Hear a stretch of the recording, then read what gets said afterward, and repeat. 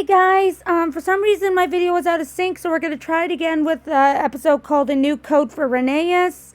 So let's check this out, and hopefully this video won't be out of sync this time.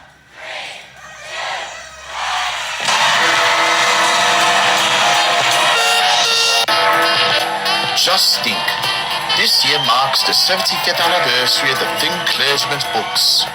75 years! My goodness, that is so long. Just think, children all over the world are still entertained by our stories, even in an era where the steamage is gone. I wonder if there's anything planned.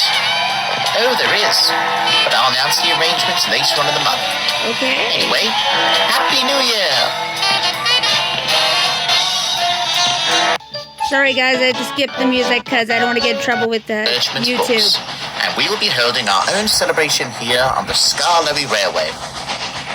The engines all cheered with a cry of whistles and horns. I'm not surprised by your reactions. He then paused and said, "Speaking of the 75th anniversary, a booklet is going to be published for the Fat Controller's anniversary gala at the big station in May, and he has hired a writer to publish all of your stories." "Oh, wow. Who is it, sir?" asked Rusty. "That'll be me, of course," came a reply. The engines gasped in disbelief, as standing right towards them was Christopher, the thin clergyman's son. "Christopher, we haven't seen you for a while. You're the writer?" "I mean, it makes sense, of course." "Indeed I am. I'm going round the island to see as many engines as I can and write their stories for the booklet. So if you have any stories, please don't be shy to share." Wow. That is Later, okay. Rheneas pulled up towards a water tower. With it being the middle of winter, there weren't many holiday makers to take to the lake, so Rheneas was placed on slate deliveries instead.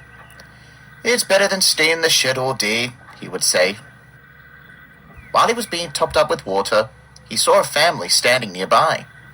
A little girl soon cried, "Look, Mummy! Look, Daddy! It's Skarloey!" "I'm not Skarloey, little girl. My name's Rheneas. See?" "Oh, sorry, Rheneas. It's all right. It's only a little mistake."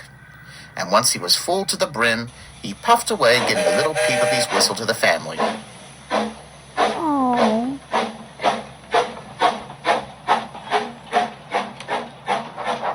Soon Rheneas arrived back at Crovansgate, where Christopher, Skarloey, and Duke were waiting. He then told them about what he had encountered. Duke and Skarloey laughed. "What makes it so funny?" asked Christopher. "It just reminded us about the time that they were given rebates," replied Duke. "That was years ago," said Rheneas. "Could you please tell me, Rheneas?" asked Christopher. This will be interesting. "Yes, I'll tell you. This might be good for the Fat Controller's booklet." So Rheneas began his story. Okay, so where's this All going? the engines of the Skarloey Railway were painted in different colours. They were all painted red, with the exception of Rusty being black and Duke being brown. Okay. At first, no one seemed to be bothered that they were all painted in the same livery. But as the years passed, things were different. When Rheneas pulled into one of the stations, he overheard them referring to him as Skarloey. "I'm not Skarloey," he replied to the passengers crossly. "My name is Rheneas. Take the dogs My name out." is on my boiler." "Oh," replied the passengers. "We thought you were him, considering that he's the red one on the television." Oh, brother, that must be annoying.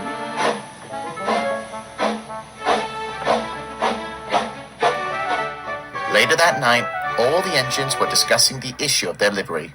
"If you ask me, they should try to read the books more often. We've been this colour all our lives, and if they don't like it, then bad luck to them." "Ha! You're talking rubbish," scoffed Sir Handel. "More people are watching that television show nowadays." "Indeed they are," came a reply. It was Roger Sam, the thin controller of the Okay. Skarloey Railway.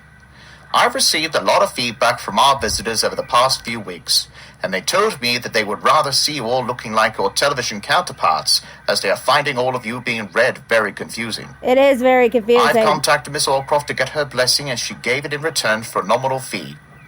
So when the summer season ends, we'll start getting you all repainted." When he left, Rheneas started to complain. "It's not like you to be getting all grumpy, Rheneas. Usually I see an argument like this from either Duncan or Sir Handel, replied Pretty much. Scarlowy. Well, I have the right to be unhappy about some things, huffed Rheneas. I like my dirty paint, thank you.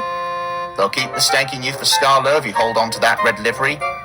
Some even mistook me for Scarlo when I worked at the Tallyflid Railway in Wales. I doubt that. Soon the summer season was over, being and the so big controllers stubborn. started with the repaint. Months had passed by, and when the summer returned for another year, some of the engines were already in different colours, while That's some were still good. waiting to be repainted. Rheneas was one of these unpainted engines. Since Scarlowy was away for his repaint, Rheneas had to take his trains.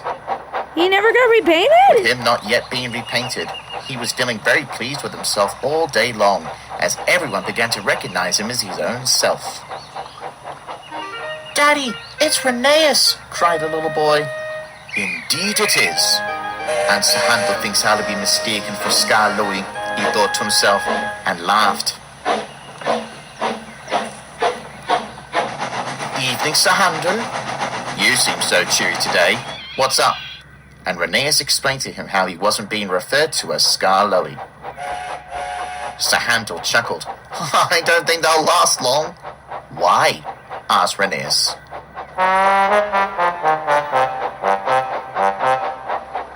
Scarlowy? He gasped. What are you doing back so soon? I thought you were being repainted. I was. My television counterpart is painted in red like I was in the books. However, I have white lining instead of my blue and yellow lining, so that there are some subtle changes. I'll be back to hauling my trains tomorrow, so thank you for looking after my passengers for me today. You're welcome, Scarlowy. Oh no, poor Rheneas. The next day, Rheneas was taking passengers to Lakeside. But as he pulled into a station, some passengers could be heard saying that he was Scarlowy. I'm not Scarlowy, I'm Rheneas. Oh, sorry. You both look the same, though. I know. All day he was getting the same treatment, and he had to answer the same remarks, and they all had the same response to his answer. Poor Rheneas. Rheneas had no other choice.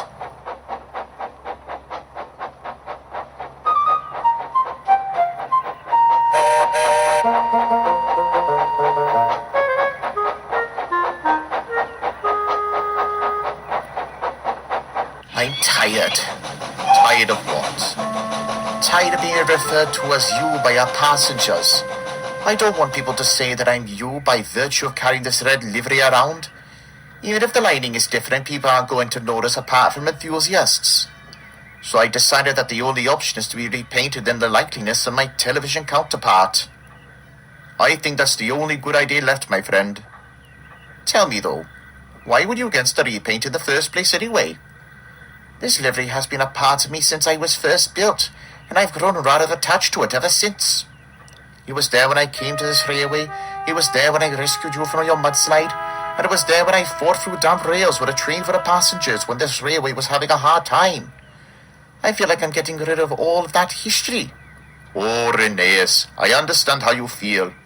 But think about this. Who rescued me in that landslide? I did. And who fought through those damp rails? I did. Exactly. Whether you wear the same colours or not, you, the engine, still carry that history, no matter what paint you wear. Your history is still fine. That's true. Plus, in the years to come, the children who are watching our television serials might read the books and see the major difference. I won't expect them to be familiar with it, but if they come to our railway, we will explain it to them, and some people will show them pictures of us in our original liveries to prove it. I hope so, replied Rheneas, who was smiling for the first time that day. That's good. The next day, Rheneas was shunted into the work shed by Fred.